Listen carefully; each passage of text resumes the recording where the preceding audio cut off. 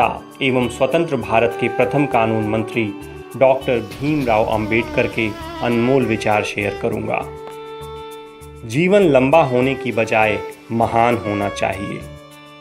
मैं ऐसे धर्म को मानता हूं जो स्वतंत्रता, समानता और भाईचारा सिखाए। सबसे पहले और सबसे आखिर में हम भारतीय हैं।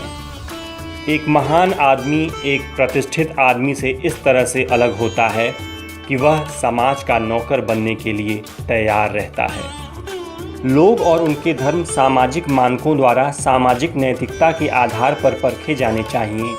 अगर धर्म को लोगों के भले के लिए आवश्यक मान लिया जाएगा तो और किसी मानक का मतलब नहीं होगा।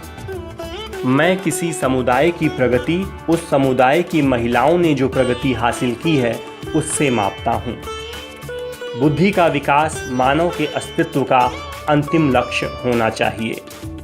हिंदू धर्म में विवेक, कारण और स्वतंत्र सोच के विकास के लिए कोई गुंजाइश नहीं है।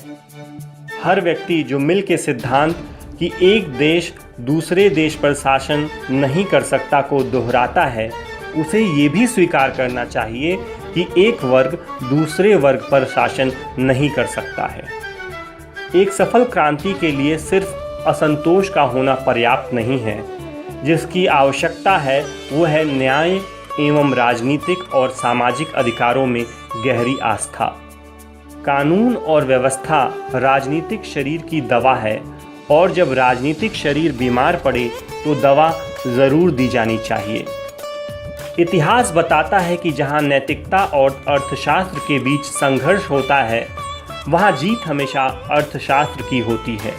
निहित स्वार्थों को तब तक स्वेच्छा से नहीं छोड़ा गया है जब तक कि मजबूर करने के लिए पर्याप्त बल न लगाया गया हो।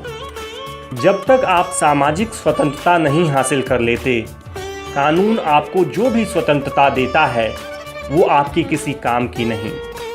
यदि हम एक संयुक्त एकीकृत आधुनिक भारत चाहते हैं तो सभी धर्मों के शास्त्रों की संप्रभुता का अंत होना चाहिए।